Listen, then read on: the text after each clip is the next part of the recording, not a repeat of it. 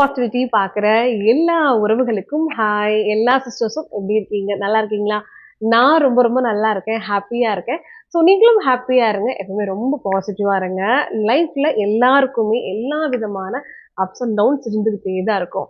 நெறைய பேருக்கு பண பிரச்சனைகள் வரும். நெறைய பேருக்கு வந்து மன ரீதியான பிரச்சனைகள் வரும். இல்ல குழந்தைங்கள வச்சு பிரச்சனை வரும். ஒரு ஒரு காலகட்டங்கள்லயும் ஒரு ஒரு விதமான எதிர்பார்ப்புகள், ஏமாற்றங்கள், ஏற்ற இறக்கங்கள் மனுஷங்களோட வாழ்க்கையில இருக்கதான் செய்யும். அதுக்கு ரிலீஃப் எங்க இருக்குன்னா, நம்ம மைண்ட் அவ்வளோதாங்க. ஸோ வரக்கூடிய பிரச்சனைய நம்ம எந்த மாரி எடுத்துக்கிறோம், அது எப்படி அழகா நம்ம கடந்து போறோம், அத எப்படி கரெக்ட் பண்ணிக்கிறோங்கிறத பொறுத்து மட்டுமே தான் நம்ம லைஃப் இருக்கு. ஸோ பணக்காரங்களா இருந்தாலும் சரி, ஏழையா இருந்தாலும் சரி, நம்ம மைண்ட நம்ம கண்ட்ரோல் பண்ண பழகிட்டோம் அப்படின்னா, கண்டிப்பா எங்க இருந்தாலும் நம்ம நிம்மதியா, சந்தோஷமா இருக்கலாம். புரியுதுங்களா? ஸோ இன்னைக்கு இந்த வீடியோல மேனிஃபெஸ்டேஷன் நம்ம வேணுங்கிறத எல்லாம் இந்த பிரபஞ்சம் நமக்கு குடுக்கும். அதுக்கு நம்ம மேனிஃபெஸ்டேஷன் கண்டிப்பா பண்ணணும். ஒருத்தருமே லைஃப்ல மேனிஃபெஸ்ட் பண்ணுங்க. உங்க லைஃப் சேஞ்ச் ஆகும். என்னுடைய லைஃப் சேஞ்ச் ஆன மாதிரி உங்களோட வாழ்க்கையிலயும் கண்டிப்பா வந்து நெறைய மாற்றங்கள் நடக்கும். இது லாஸ்ட் கிட்டத்தட்ட மோர் தென் 1 இயரா நம்ம சேனல்ல மேனிஃபெஸ்டேஷன்ல நெறைய மெத்தட் 1111, 999, 666, 101 இந்த மாரி நெறைய விஷயங்கள் நான் ஷேர் பண்ணியிருக்கேன். பிரம்ம முகூர்த்த நேரத்துல மேனிஃபெஸ்டேஷன் பண்ணக்கூடிய விஷயங்களும் நான் வந்து ஷேர் பண்ணியிருக்கேன். அப்புறம் வந்து காலையில 3:20க்கு எதனால வந்து நம்ம ப்ரே பண்ணணுங்கிறதையும் ஷேர் பண்ணியிருக்கேன். நெறைய பேரு அத பார்த்துட்டு சூப்பர்வான கமெண்ட்ஸ் நெறைய பேர் வந்து அந்த நான் சொன்ன விஷயங்கள நீங்க கஷ்டப்பட்டு ஃபாலோ பண்ணி, உங்களுக்கு ஒரு நல்லது நடந்திருக்குன்றத ஷேர் பண்ணியிருக்கீங்க. அதே மாதிரி தான் இந்த வீடியோலயும் மேனிஃபெஸ்டேஷன் நெறைய பேருக்கு எப்படி பண்ணணும்? அதோட மெத்தட் என்ன? ஏன் வந்து எங்களுக்கு நெறைய பேருக்கு வந்து பார்த்தீங்கன்னா சொல்லுவாங்க, மேனிஃபெஸ்டிங் பண்ணோம். ஸோ காலைல எந்திச்சு நான் பண்ணேன். நான் வந்து டெய்லி ரெகுலரா ரைட் பண்றேன். பட் எனக்கு வந்து அந்த விஷயங்கள் சீக்கிரமே வந்து நடக்கல. ஸோ நம்ம எப்படி ப்ராப்பரா பண்ணணும்? இப்போ வரைக்கும் என்னோட கமெண்ட்ஸ்ல வந்து எனக்கு கவர்மெண்ட் ஜாப் வேணும். நான் எப்படி மேனிஃபெஸ்டேஷன் பண்ணணும்? அதுக்கு நான் என்ன எழுதணும் சொல்லுங்கன்னு என்கிட்ட ஒருத்தரா கமெண்ட்ஸ்ல கேட்குறீங்க. நெறைய பேருக்கு முடிஞ்ச அளவுக்கு நான் ரிப்ளை பண்ணியிருக்கேன். இந்த மாதிரி நீங்க எழுதுங்கன்னு சொல்லி நான் டைப் பண்ணி அனுப்பிச்சிருக்கேன். பட் நீங்க உங்களோட லைஃப்ல ஒரு கட்டத்திலயும் நெறைய கோல்ஸ் வரும் இல்லையா? ஸோ ப்ராப்பரான மேனிஃபெஸ்டேஷனுக்கு 5 சிம்பிளான ஸ்டெப்ஸ் நான் இன்னைக்கு உங்களுக்கு ஷேர் பண்ண போறேன். ஸோ நீங்க நெனச்ச விஷயங்கள் எல்லாமே உடனே உங்க கையில கிடைக்கிறதுக்கு இந்த பிரபஞ்சத்த மேனிஃபெஸ்டேஷன் மூலமா எப்படி நீங்க எஃபிஷியன்ட்டா பண்ணலாம் அப்படிங்கிற இந்த 5 ஸ்டெப்ஸ நான் சொல்றேன். அதுக்கு முன்னாடி இந்த மேனிஃபெஸ்டேஷன் வந்து எந்த டைம்ல கரெக்ட்டா பண்ணா நல்லா இருக்கும்னா, பிரம்ம முகூர்த்த நேரம், இந்த ப்ரெஷியஸ் டைம் இருக்கக்கூடிய இந்த 24 மணி நேரத்துல மார்னிங் வந்து 3:30 to 5:30 இருக்கிற இந்த டைமிங் வந்து பக்காவா இருக்கும். 100% வந்து அந்த டைம்ல நீங்க நினைக்கக்கூடிய விஷயங்கள் எல்லாமே நடக்கும். ஸோ மேனிஃபெஸ்டேஷனுக்கு இது ரொம்பவே உகந்த டைம் இது. சப்போஸ் ஒரு 99% என்னால மார்னிங் எந்திரிக்கவே முடியல. நான் நைட் ஷிஃப்ட் நெறைய ஹார்ட் ஒர்க் பண்றேன். அந்த மாதிரி ரொம்ப கஷ்டப்படுறவங்களுக்கு வந்து பார்த்தீங்கன்னா, நீங்க எந்த டைம் தூங்கி எந்திரிப்பீங்களோ ஒரு டேல, தூங்கி எந்திரிச்ச உடனே ஃபர்ஸ்ட் அந்த ஒரு 10 மினிட்ஸ்க்குள்ள உங்களோட மேனிஃபெஸ்டேஷன முடிங்க. அதாவது நம்ம எப்பவுமே தூங்கி எந்திரிச்ச உடனே முழு தூக்கத்துலருந்து நம்ம வெளிய வர மாட்டோம். கரெக்ட்டா? ஒரு 10 to 15 மினிட்ஸ் ஆவது கொஞ்சம் ஆசிலேஷன்லயே இருப்போம். அந்த டைம்ல இந்த மேனிஃபெஸ்டிங் பண்றது ரொம்ப ரொம்ப நல்லது. ஆனா எனக்கு தெரிஞ்சு 99% மார்னிங் அந்த 3:30 to 5:30க்குள்ள பண்றது உங்களுக்கு சூப்பரான ரிசல்ட்ட குடுக்கும். ஸோ வாங்க ஸ்டெப்ஸ் என்னன்னு பார்த்துடலாம். ஸோ முதல் ஸ்டெப் என்னன்னா, பிராக்டிஸ் விஷுவலைசேஷன். உங்களுக்கு எந்த ஒரு கனவு இருக்கோ, எது உங்களுக்கு வேணும்னு நினைக்கிறீங்களோ, முதல்ல அத நீங்க அடைஞ்சுட்டதா மனசுக்குள்ள திரும்ப திரும்ப என்ன பண்ணி பார்த்துக்கணும்னா, கனவு காணணும். இப்போ ஃபார் எக்ஸாம்பிள் நம்ம வந்து கண்டிப்பா வந்து எல்லாருமே எல்லாரையுமே ஒரு கட்டத்துல வந்து லவ் பண்ணியிருப்போம். ஸோ நம்ம என்ன நெனைப்போம்? நம்ம லவ் பண்ண பெர்சன் கூட நம்ம எங்கெல்லாம் போணும்? நம்ம லைஃப் என்னென்ன ஆகணும்? அப்படிங்கிறத வந்து கண்டிப்பா எல்லாருமே ஒரு இமேஜின் பண்ணியிருப்போம் இல்லையா? அதெல்லாம் நடக்கவே நடந்திருக்காது. பட் அது நடக்கணும்னு சொல்லி நெனைச்சிருப்போம் இல்லையா? அதுதான் இந்த விஷுவல் இமேஜினேஷன். நம்ம கஷ்டப்பட்டு படிக்கிறோம். எதுக்காக? ஸோ எக்ஸாம்ல வந்து 100 மார்க்குக்கு நம்ம இத்தன மார்க் எடுக்கணும்னு ஒரு டார்கெட் பண்ணியிருப்போம்ல. நெறைய கனவெல்லாம் பண்ணுவோம்ல. நம்ம எப்படியாவது வந்து ஃபர்ஸ்ட் ரேங்க் எடுக்கணும், கோல்டு மெடல் வாங்கணும். ஸோ அதெல்லாம் நம்ம அப்படியே கனவு காணுவோம்ல. அதுதான் விஷுவலைசேஷன். நெறைய பேருக்கு புடிச்ச ஃபுட்டெல்லாம் எவ்வளவோ இருக்கும். நம்ம ஆசைப்படுவாங்க நெறைய பேரு. தேடி தேடி போய் ருசியான உணவுகள் எல்லாம் டேஸ்ட் பண்ணக்கூடிய பெர்சன்ஸ் இருப்பாங்க.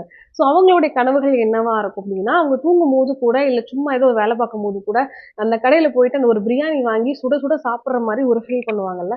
அதுதான் விஷுவலைசேஷன். இது ஒரு பெரிய சேலஞ்ச் எல்லாம் கிடையவே கிடையாது. உங்களுக்கு அதிகமா பணம் வேணுமா? ஸோ அந்த பணம் எல்லாம் உங்ககிட்ட இருக்கிற மாதிரியும், நீங்க வந்து பணத்த அப்படியே நெறைய கட்டுக்கட்டா அள்ற மாதிரியும், அது உங்க பீரோல ஃபுல்லா அடுக்கி வைக்கிற மாதிரியும் நீங்க வந்து கனவு காணுங்க. ஒரு நல்ல ஜாப்ல போணும். இப்ப நான் வந்து ஒரு ஐஏஎஸ் ஆகணும், ஒரு ஐபிஎஸ் ஆகணும், இல்ல ஒரு டாக்டர் ஆகணும்னு கனவு கண்டீங்கன்னா, அந்த யூனிஃபார்ம்ல, அந்த ட்ரெஸ்ல இந்த ஒரு ஸ்கூல்ல நீங்க வந்து டாக்டரா ஒர்க் பண்ற மாரியும், இல்ல இந்த ஸ்டேஷன்ல வந்து நீங்க ஒரு ஐபிஎஸ்ஸா ஜாயின் பண்ற மாதிரியும், அப்படி ஒரு விஷுவலைசேஷன் குடுக்கணும். இத வந்து நீங்க ஜஸ்ட் ஒன் டே பண்ணக்கூடாது. ஸோ ரொட்டீனா சேம் டைமிங்ல பண்ணும்போது, இந்த பிரபஞ்சம் வந்து ஓகே இவன் ஏதோ பண்றான். இவன் நம்மகிட்ட வந்து இந்த ஒரு இன்புட்ட குடுக்குறான். இவனுக்கு இது தேவைப்படுது.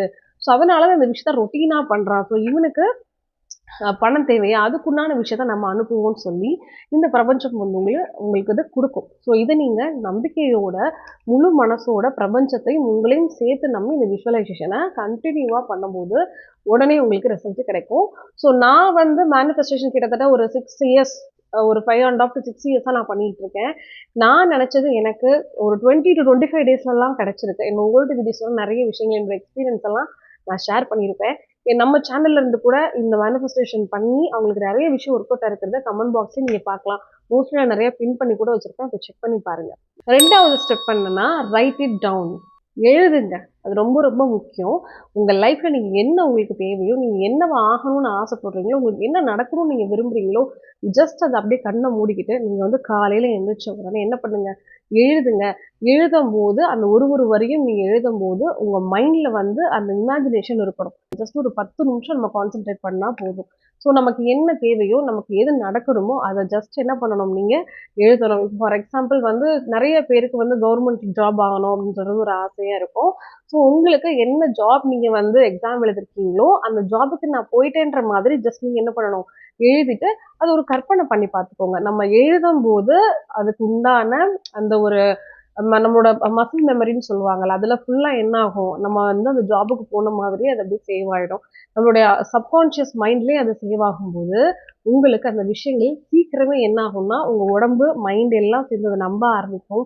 இந்த பிரபஞ்சத்துக்கு நீங்க அந்த நம்பிக்கையோட அந்த இன்புட் குடுக்கும்போது, சீக்கிரமே அந்த பிரபஞ்சம் வந்து அந்த விஷயத்த உங்களுக்கு நடத்தி குடுக்கும். ஸோ 3 ஸ்டெப் என்னன்னா, create a vision board. So vision board எல்லாருக்கும் ரொம்ப தெரிஞ்சிருக்கும். நமக்கு என்ன தேவையோ, நமக்கு என்ன பிளான் பண்ணியிருக்கோமோ, ஸோ அந்த பிக்சர்ஸ் எல்லாம் எடுத்து ஒரு நோட்லயோ, ஒரு பேப்பர்லயோ நீங்க ஜஸ்ட் வந்து ஒட்டிக்கோங்க.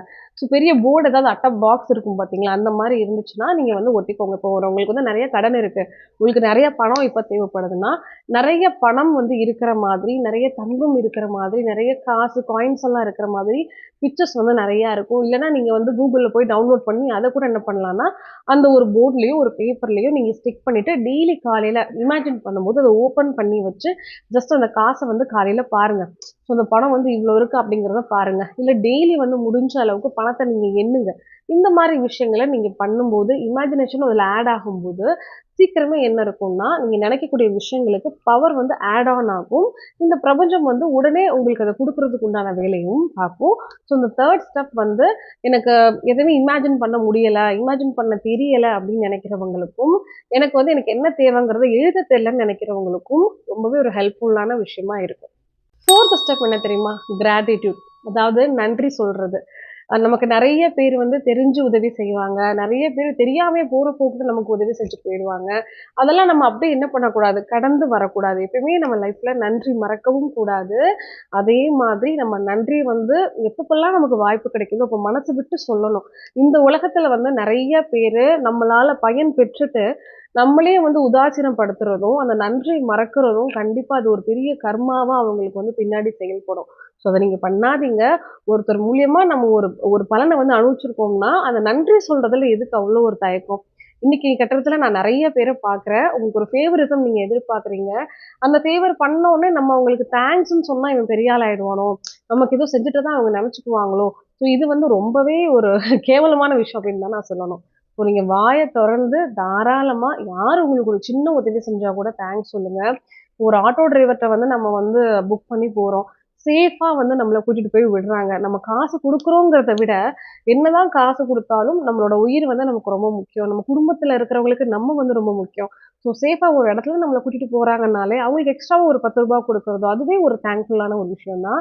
அவங்களுக்கு வந்து இறங்குனோனே ரொம்ப தேங்க்ஸ்ண்ணா, பத்திரமா இறக்கி விட்டீங்க. ஸோ அந்த மாதிரி ஒரு சின்ன சின்ன விஷயங்களுக்கு தேங்க்ஸ் சொல்றது. முக்கியமா காலையில இந்த மாரி மேனிஃபெஸ்டிங் பண்ணும்போது, பிரபஞ்சத்துக்கிட்ட உங்களோட நன்றியே சொல்லுங்க. ஏன்னா நெறைய பேர் இன்னைக்கு வந்து வீடு இல்லாம, ஒரு நல்ல ட்ரெஸ் இல்லாம, சாப்பாடு இல்லாம, தேவையான நெறைய விஷயங்கள் கிடைக்காம கஷ்டப்படுவாங்க இல்லையா? ஸோ அவங்களெல்லாம் கம்பேர் பண்ணும்போது, கண்டிப்பா ஒருத்தர விட ஒருத்தர் வந்து பெஸ்ட்டான பெர்சன்ஸா தான் இருப்போம். ஸோ நமக்கு இந்த வாழ்க்கைய குடுத்ததுக்கு, இந்த விஷயங்கள குடுத்ததுக்கு, சுத்தி உள்ள உறவுகள குடுத்ததுக்கு, நம்ம என்ன பண்ணணும்? முதல்ல இந்த பிரபஞ்சத்துக்கு நம்ம நன்றி சொல்லணும். இந்த கிராட்டிட்யூட் அப்படிங்கிறத யாரு வந்து அதிகமா இந்த பிரபஞ்சத்திட்ட குடுக்குறீங்களோ, அவங்களுக்கு இந்த பிரபஞ்சம் நம்ம நினைக்கக்கூடிய எல்லா விஷயங்களையும் சீக்கிரமே கொண்டு வந்து குடுக்கும்.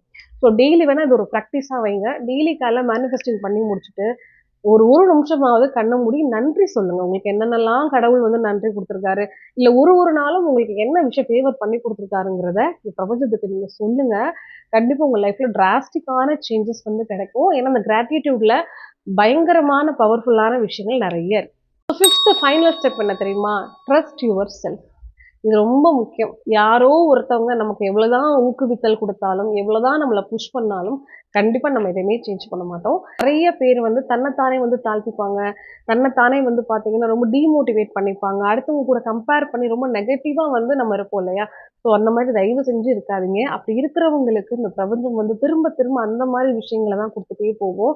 யார பத்தியுமே அன்வான்டடா காசிப் பேசாதீங்க. உங்களுக்கு பிடிக்கலையா ஜஸ்ட் மூவ் ஆன் பண்ணிக்கோங்க. ஒருத்தர தாழ்த்தணுங்கிறதுக்காக அதிகப்படியான பொய்கள சொல்லி, அது வந்து இந்த பிரபஞ்சம் வந்து என்ன பண்ணும்னா, அத உங்களுக்கு குடுத்துக்கிட்டே இருக்கும் திரும்ப திரும்ப.